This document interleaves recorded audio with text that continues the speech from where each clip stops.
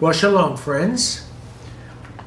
We did promise you, we asked you, the Lamb followers, the Lamb fans, friends of the Lamb, who have been following Lamb and Joel Chernoff over these many years, more than I can believe, really, that you have been appreciating the music of Lamb. We have been promising you video and content for our YouTube channel. We did put out a Facebook statement that says, "Shalom to all of my followers of the music of Lamb and Joel Chernoff.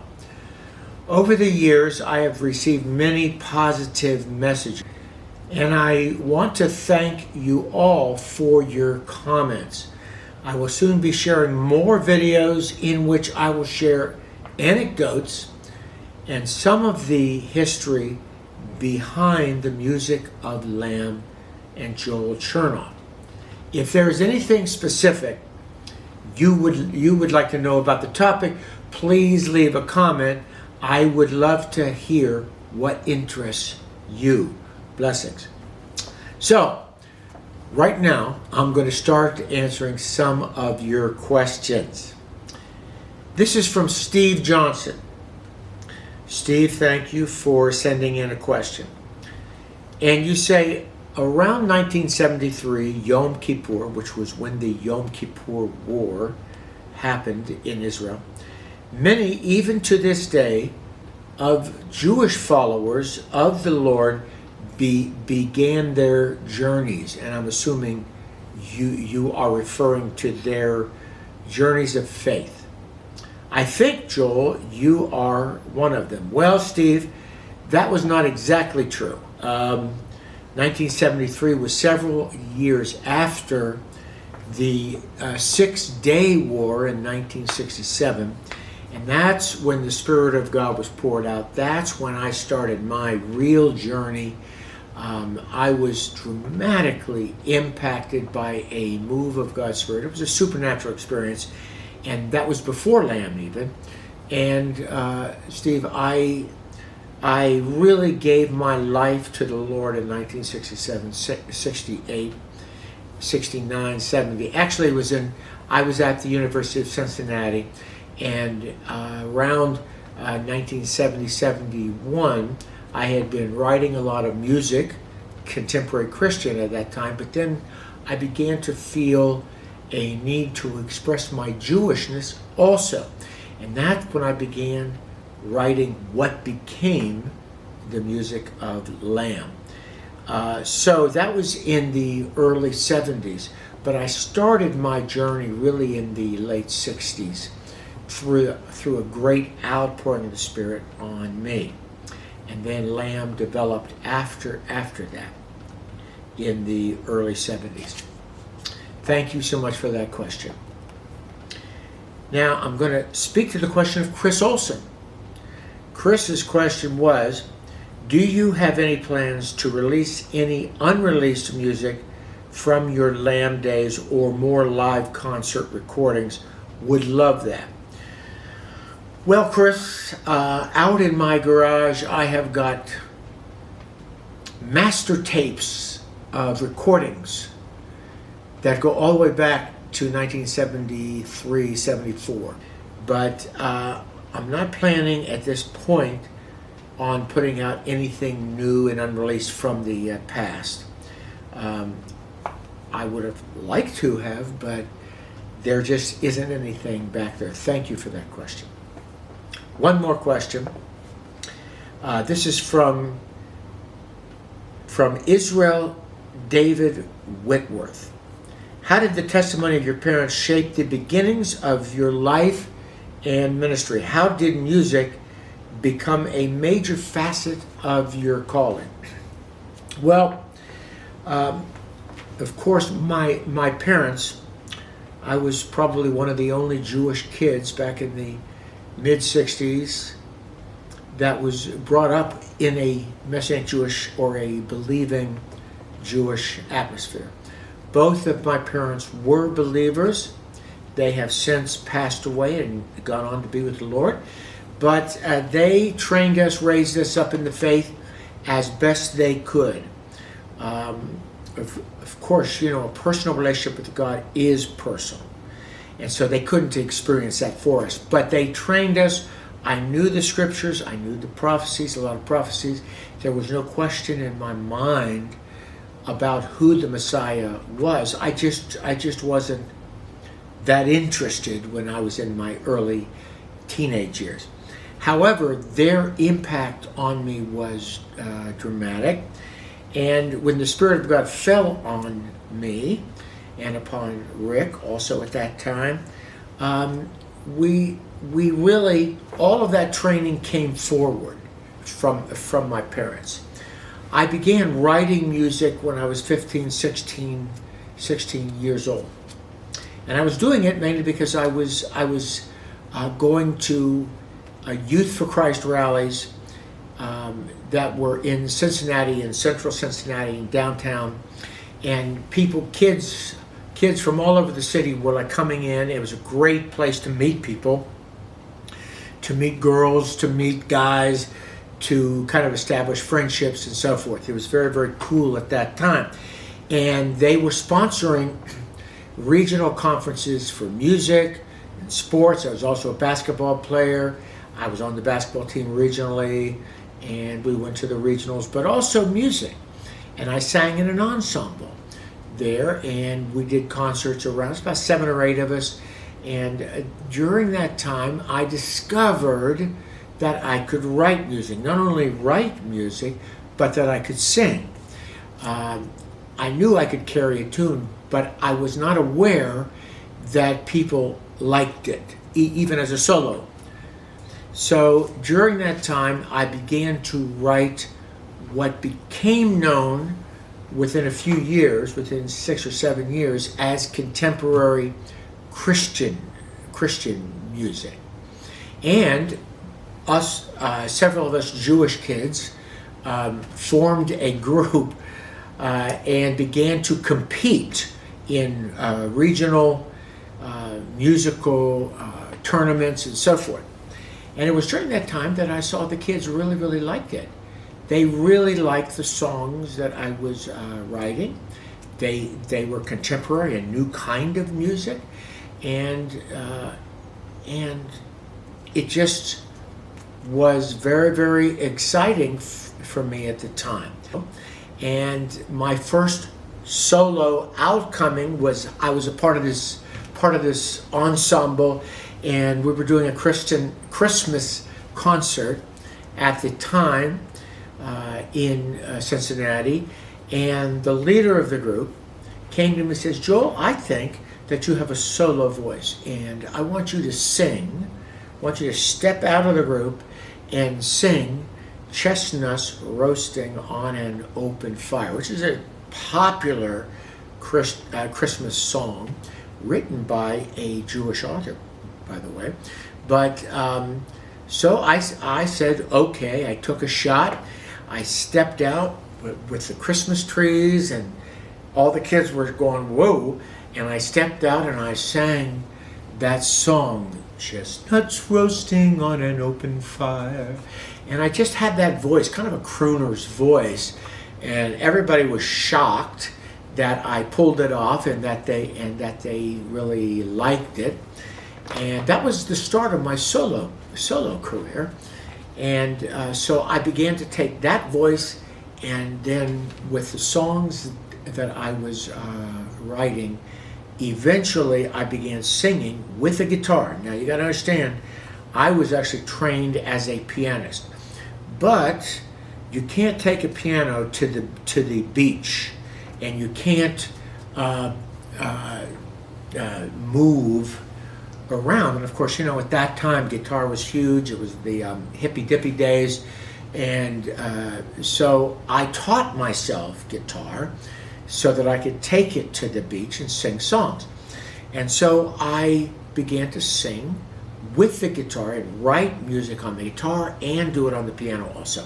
And then it developed into a whole calling, which I did not know at that time when I was in high school that it was going to develop into a professional calling. But in my university years, at the University of Cincinnati, I took from the Conservatory of Music, I took theory and composition to kind of develop those skills, the writing skills, further. And that came in handy once we went into the studio in Cincinnati in 1973, 72 and 73, and produced our first album. So my parents had quite an impact spiritually on me, although at first they were a little leery of this jazzy music I was producing, but they eventually caught on to it and felt that it was great and supported me in it. So there you go, David.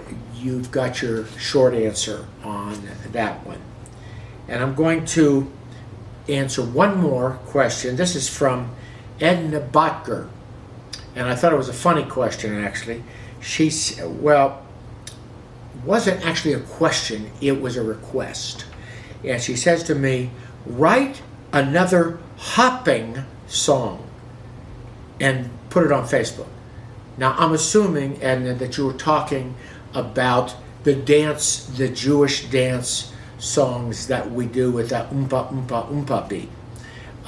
Nobody has ever referred to it as a hopping song, but I did write a lot of those hopping songs that you hear on the Lamb albums and on my solo albums.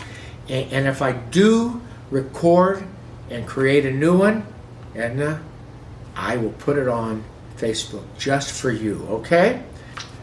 I'm going to take another question from a very special person. This person, or this lady, is actually related to me. She is my brother's wife's sister, Nancy Santiago. She's also a Messianic artist in her own right. And she asked, I'd love to hear how you and Rick met.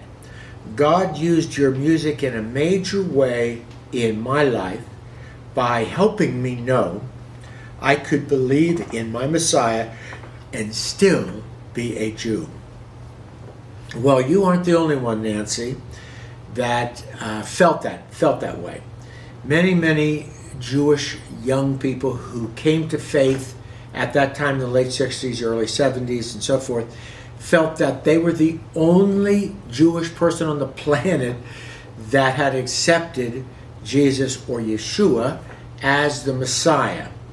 And they first figured out that they weren't the only ones when they heard Lamb music. Either Christian friends turned them on to it, or they just bumped into it in Christian bookstores, or they heard it on the radio. So, yes, I will tell you how the two of us met. Rick and I met in our Messianic synagogue or congregation in Cincinnati in 1972. And Rick, who was regionally and to a certain extent had some success nationally as a guitarist and as, mainly as a guitarist. He was a part of the group, the Lemon Pipers in Cincinnati. They produced a song called Listen While I Play, Play, Play, Play, My Green Tambourine. That song bumped the Beatles out of the #1 spot for about 6 or 7 weeks. Rick played guitar on that cut and on that single. He also was doing a lot of work for the 1910 Fruit Gum Company, which had a lot of fruit gummy hits. Yummy, yummy, yummy, I got love in my tummy. All those kind of adolescent hits. Rick was on that, but his most famous thing was that he was doing all the studio work for a period of time for the soul and R&B artist James Brown, who was at that time based in Cincinnati and was recording out of King Studios there. And James would come in from the road, from touring, and his band was all African American artists. But he would send them all home to rest, and then he would call in all of the local studio cats or the studio artists, and then they would record. And Rick was one of those artists. He would come in and he could play anything. He could play any kind of music. And so he would come in and would play on all of his singles, all of his recordings.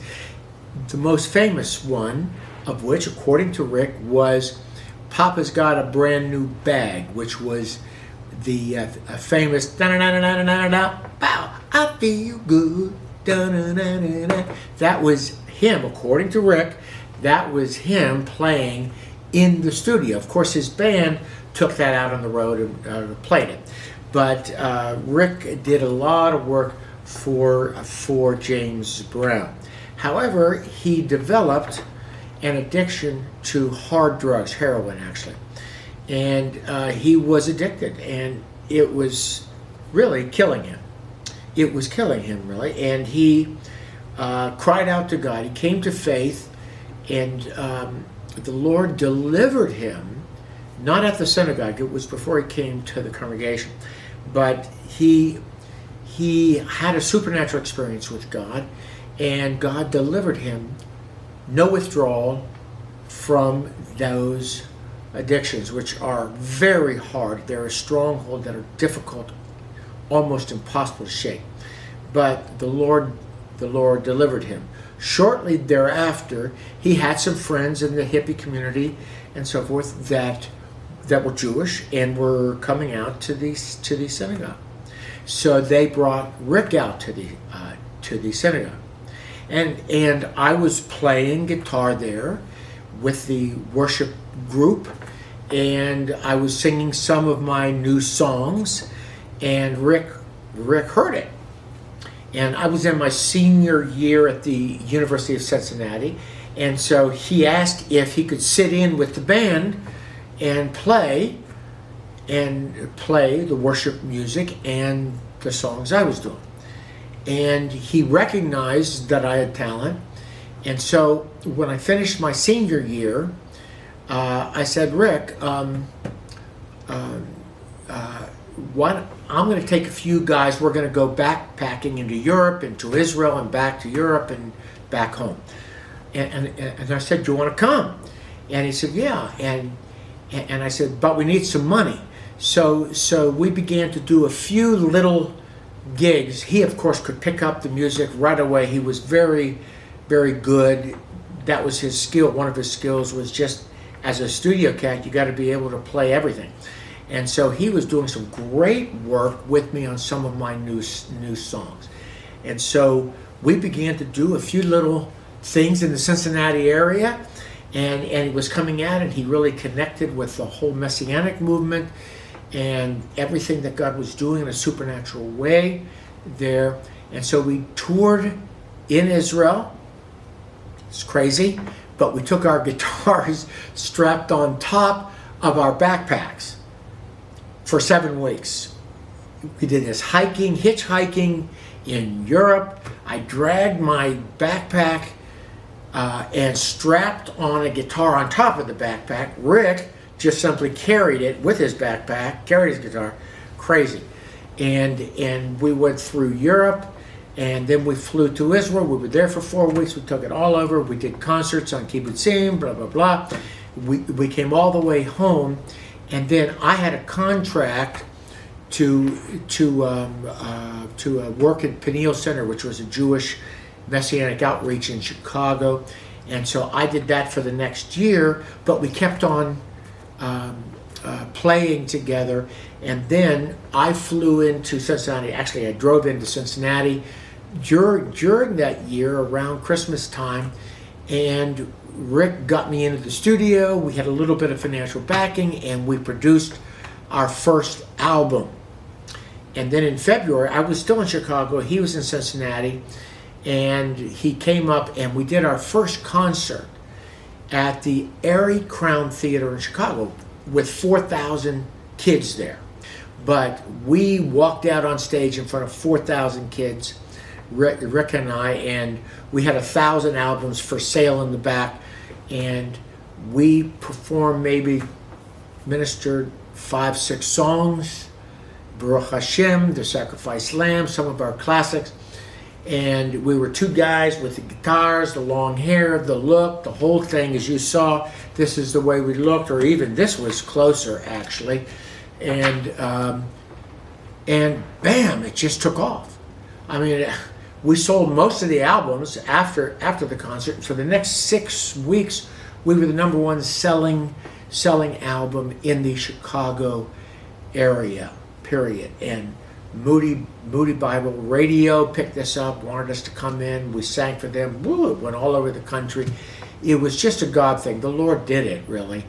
And it just took off. And we didn't go full time with it until 73 in the fall, when I finished my contract for the Peniel Center work, and I came back to Cincinnati, and we then went full time and began to take concerts all over the country.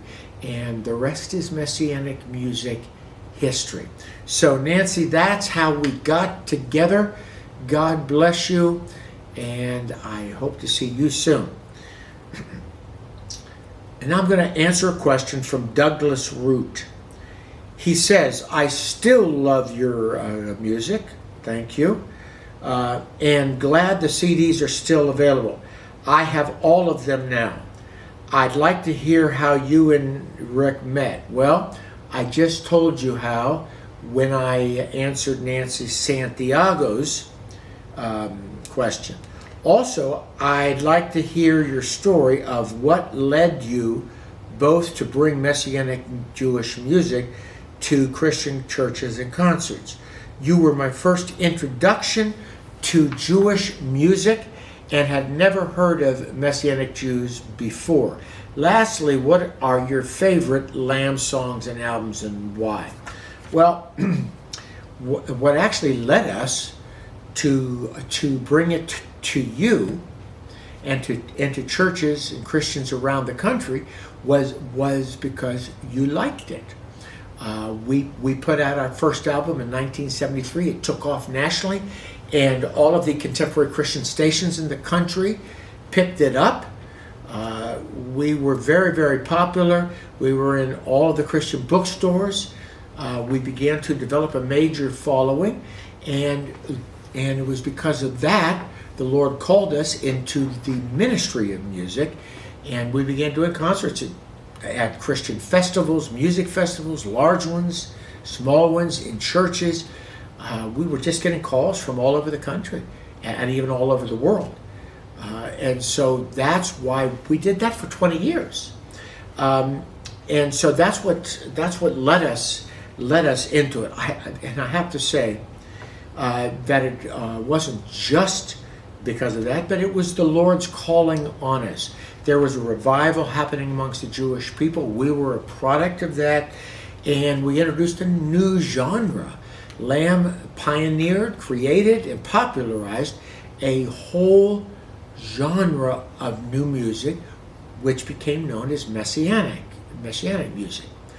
One person recently said, Joel, how does it feel to have been the soundtrack of the modern Messianic Jewish revival? And I have to say that I hadn't thought of it in those terms, but that's what it became.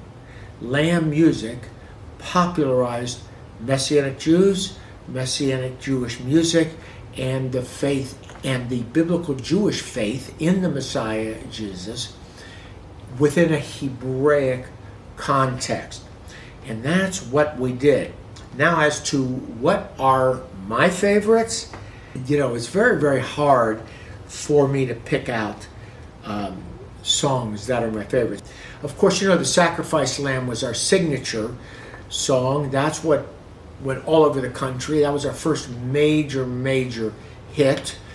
But as it turned out, it was the gospel in a Jewish nutshell, and it just somehow connected with everybody. So that was huge. But I have to say, Comfort You, My People is one of my favorites, and I think it was one of our fans' favorites because of what it said prophetically, and just the way it was produced.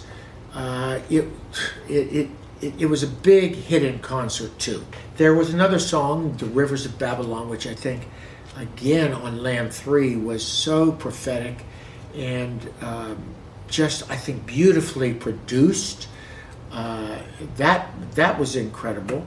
There are a lot of songs off of the album New Mix, which I think were really incredible songs, and they were produced really well.